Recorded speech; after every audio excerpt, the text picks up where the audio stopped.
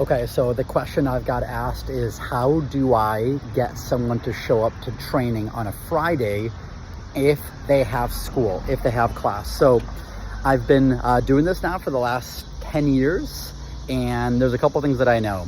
College students miss class to go hang out at the lake. They miss class because they are lazy and want to sleep. They miss class for a lot less important reasons than a job that might help them change their life. So the first thing I do is when I'm doing my pre-screen, I'm gonna ask them, hey, do you have classes on Friday, and what time are they? Do you have any conflicts this weekend or next weekend? So that way I already know in advance if I have to handle it, number one. Then let's go to the post-interview. I'm gonna accept them for the position. Let's talk about training. You mentioned you have class on Friday. Awesome.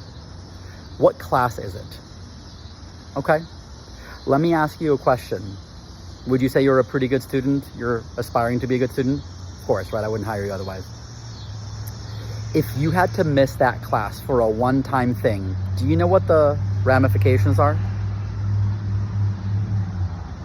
You think you can talk to your professor? Well, awesome. Here's what I want you to do. I want you to talk to your professor and let them know this is for a one-time thing. And here's the question I want you to ask them. How can I make it up? Don't say what happens if I miss. How can I make it up? Is that something you feel that you could do? Well, I nod my head. Yes? Great. Hey, training's gonna really, really benefit you. And I think it's worth your time. How do you feel about that? Good?